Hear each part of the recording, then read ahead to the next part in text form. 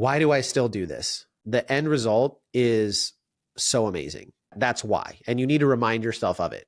It's not easy to do. How I'm motivating athletes in 2024 is I'm constantly changing my tactics. Everything that happened to you out there wasn't done to you by people in here. So don't punish the people here because you had a bad experience out there.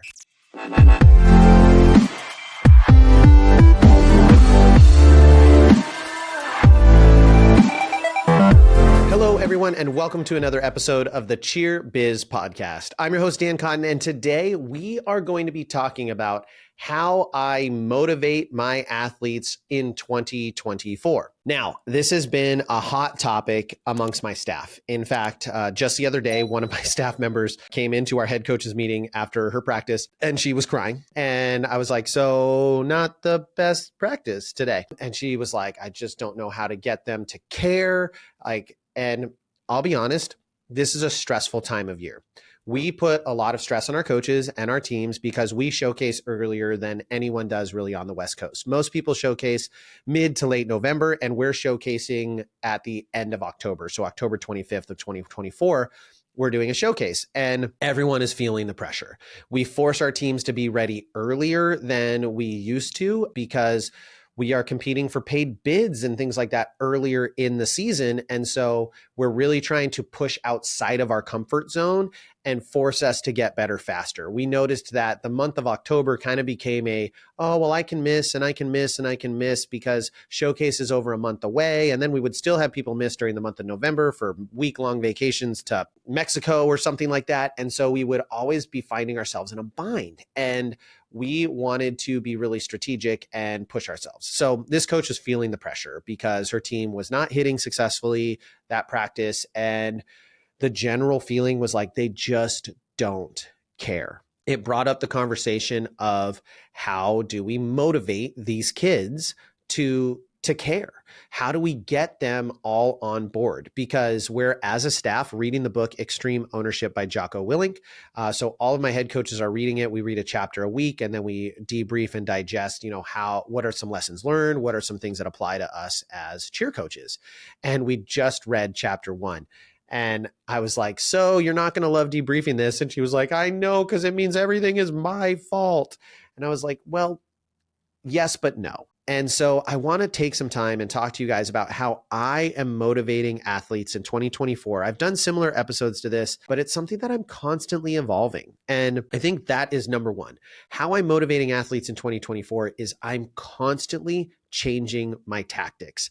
You are fighting a different enemy every single year. And it actually doesn't matter if you have a team of all of the same kids, because if you have a team that you have 100% retention on and no one levels up, you're still going to deal with a new dynamic the next year because there is an ending and a restart, and people change and grow and kids evolve. And so I'm always changing my tactics with my teams and with my individual athletes.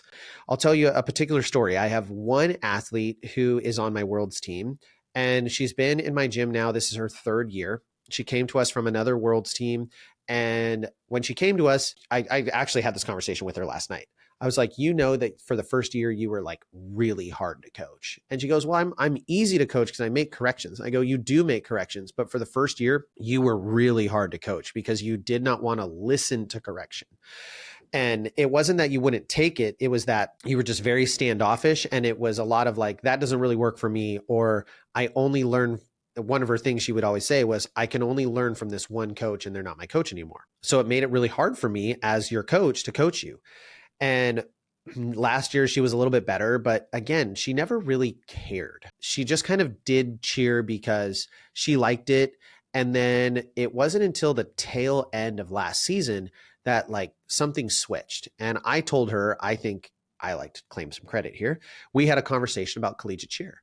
And I had a conversation with her and I said, you're good enough to go cheer in college. Like I can get you to a college. I have enough connections and you have enough talent that there's no problem. You will make a collegiate team that is good, but you're not good enough to make the teams I think you want to make, especially as a true freshman. If you want to do a couple JUCO years, yeah, you'll end up at those schools one day. But as a true freshman, you have work to do. And she was like, well, I don't really know what I want to do. And we talked more and more. And like, I think she thought about, oh my gosh, there really is a future here. And I could actually get a scholarship. Like I could take this to the next level. And my kids are fortunate enough through dream camps to interact with these amazing athletes from Weber and TVCC and Texas Tech and all these amazing schools.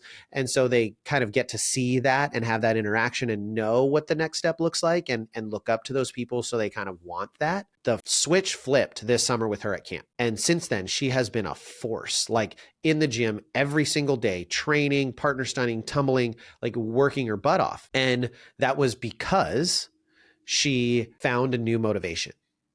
And so I had to find a different tactic for her. And that tactic was getting her oriented on what's next, got her motivated again to start pushing because she was one of the best tumblers on the team. So it's like when you're the best, it's kind of like, well, why do I need to get better? And she actually went to a college clinic this last weekend and got humbled a little bit. Like she was not the best. And she was like, oh, snap, I have a lot of work to do. You have to constantly be changing your tactics. You have to be evaluating not just the individual athletes, but the team. And those individual athletes, like what motivates them is going to change year to year. If you can remember back to when you were a teenager, you're going through a lot. Like from the ages of 10 to 16, there's so much change in your life, from the hormonal changes to the brain changes to everything else going on, to switching into high school and figuring out to learning how to drive. And then it switches to, oh my gosh, now it's almost over. Now I'm going to college, or I'm going to be an adult and get a job. And it shifts again. So their lives are changing so much that you can't just rely on the same motivations year to year to year.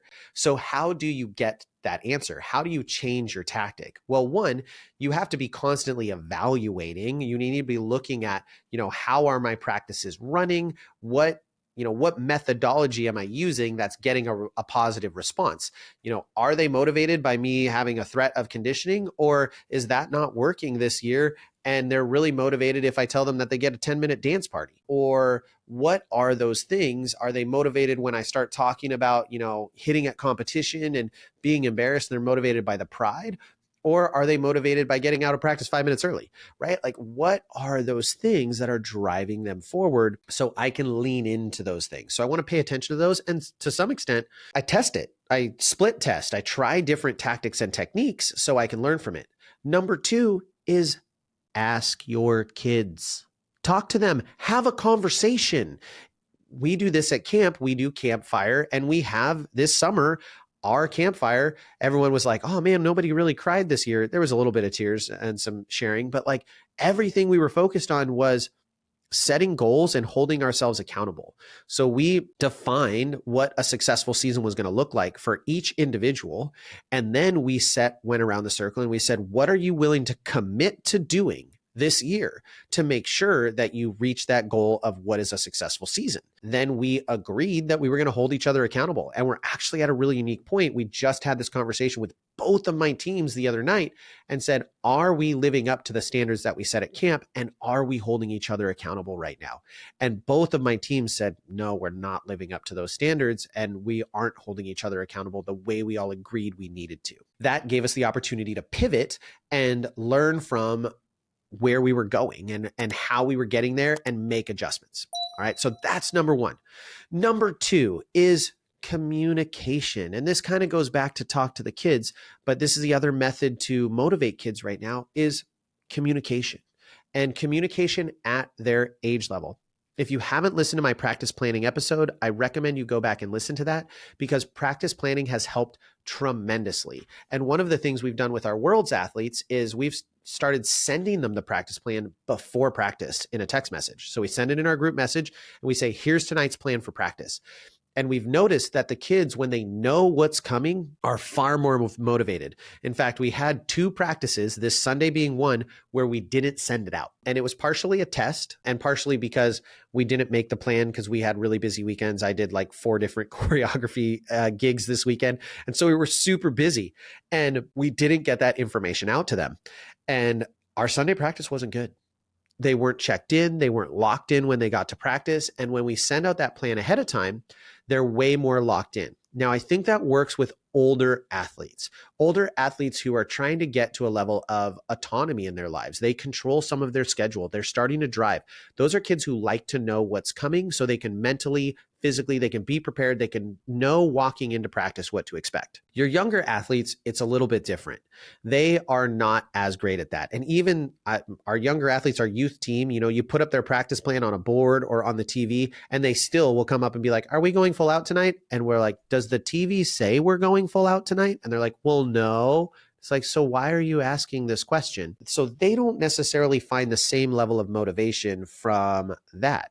But with those athletes, I find that I'm able to motivate them a lot better with very clear direction and by changing what we're working on consistently, meaning we don't work on any one thing for more than 20 minutes because their attention span can't handle it and they start to get bored and they start to get distracted. Even if you're running an effective practice, you need to move on from that thing. So I motivate them by having short durations of time so they look forward to the next thing, and by giving them very clear direction. And what I mean by this is you have to coach those kids a little bit more explicitly. Give them the one thing to focus on, this run through or this stunt or this thing, and nothing else.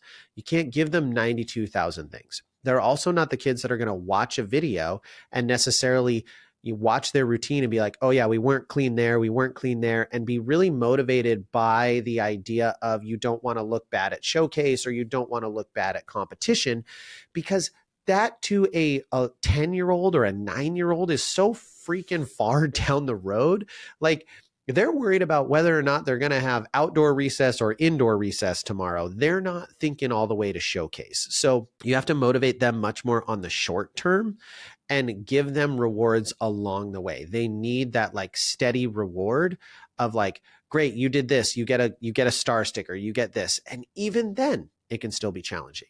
Even then it is difficult. Okay, but that's number 2 is communication of your plan and of your expectations will motivate your athletes in practice to be more successful. And number 3, this is going to be the hardest one for all of us to do. But how I am motivating my athletes is by setting the freaking example. I want my kids to walk in the gym and know that we have to be locked in because our coaches are locked in. Meaning, you may have had a long day. Get off your phone. Don't sit down. Get out on the mat. Have a practice plan. Know what you have coming.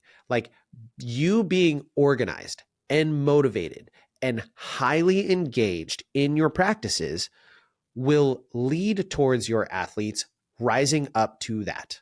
But you have to set the standard, and it's really hard. It is really hard, especially if you're like me and you work all the time and you coach 2 teams and you maybe had one team that had a bad practice before and you're going into your next practice and it's really easy to carry over that negativity, or you had that annoying call with a kid who decided to quit and now you're stressed out about that thing, and you allowing those stressors to impact the way that you coach is not setting the example for kids when you would say, I need you to check your issues at the door. I need you to yes, I care about you as a human, but everything, I've had this conversation with my kids multiple times this last couple of weeks. Everything that happened to you out there wasn't done to you by people in here. So don't punish the people here because you had a bad experience out there. Let us support you. We'll love you. We'll carry you through it, but don't take it out on us, right? Come here and escape that problem. And same thing in practice, be in practice, be fully present.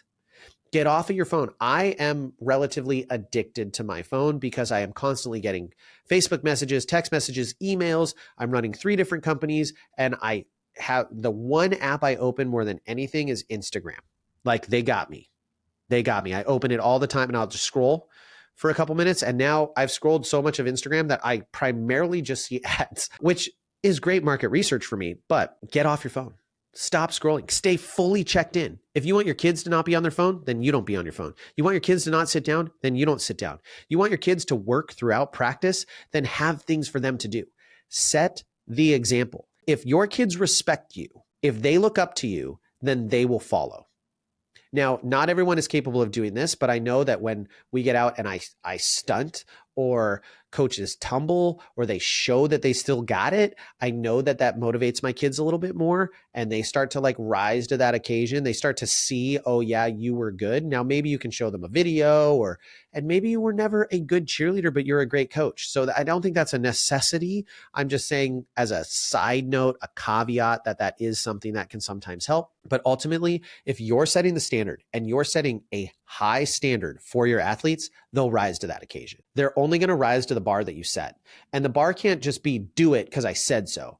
You've got to show it. And how we exemplify it is we have a practice plan. We're dialed. We're fully locked in during practice. You cannot ask your kids to stay fully locked in if you're not fully locked in. And I am talking to myself now too, because this is hard and I don't do it all the time either. Like I am a prime culprit of being mentally checked out of my practices at times. Not all the time. I do give a lot to my kids, but there are times where I am checked out. I'm frustrated, or I'm thinking about the fact that I have a flight tomorrow and, what am I going to pack? And I start thinking about those things and I take my eye off the ball.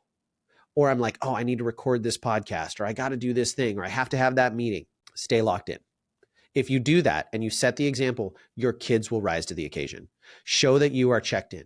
Send them video reviews after practices. Do all those things and your kids will be more motivated because you're leading your team. Being a coach isn't easy. It's actually really, really, really hard. I've coached teams now for over 20 years. I've grown as a coach every single year. I've contemplated quitting coaching at least 15 of those 20 years and gone, why do I still do this? But the end result is so amazing. That's why. And you need to remind yourself of it. It's not easy to do. Ultimately, I hear people say, kids these days are just different. They are. They are just different. They are different. They're different than we grew up, and the kids, when they're coaches someday, will be different than when they grew up. Every set of adults says, the youth these days don't understand. Like, it just is what it is. We all grow up at a different time, but just like they don't understand what it was like when you were a kid, you don't really understand what it's like for them to be a kid. Like, thank your lucky stars you didn't grow up in an era where you were on social media and one singular post could go viral around your school and everyone could be talking badly about you because you looked weird in a post or you said something off. Like, these kids live in a high risk environment and to them it matters. Like, I am so glad I didn't grow up in that era. I grew up in the area where I called my girlfriend and stayed up all night talking to her, not looking at Twitter and being subtweeted at and who's talking about me on Instagram and this, that, and the other thing. Like, I didn't have to deal with any of that stuff. And I'm so thankful that I didn't. So just know that, like, yes, they are different and they're going to be motivated differently, but ultimately human beings still crave the same things. And that is to have purpose, to be loved, to be valued, to have freedom, to create. Like, these are all things that human beings desire. And if you can find ways to meet those desires with your teams, your kids will be motivated to be there. Find a way to meet those desires and your kids will work towards them. But if all you're working for is a trophy, you're going to get less people who find that to be motivating. As you leave the episode, just sit down and strategize. Sit down and figure out, what can I do better as a coach to motivate my athletes to work harder and become the team that I know they're capable of? Because that's ultimately what our goal always is as coaches, is to get them to that point. You can do it. If you need help, reach out. Next Gen's here. We can support you. We can give you some advice. Ask questions in our free Facebook groups, the Cheer Gym Owners group and the All-Star Cheer Coaches and Owners. Ask questions. There's probably some people out there with really great ideas on how they're motivating their kids right now beyond the 3 tips I gave you. I hope you enjoyed it. If there's a coach who needs to listen to it, send it to them. And with that, we'll catch you on the next episode.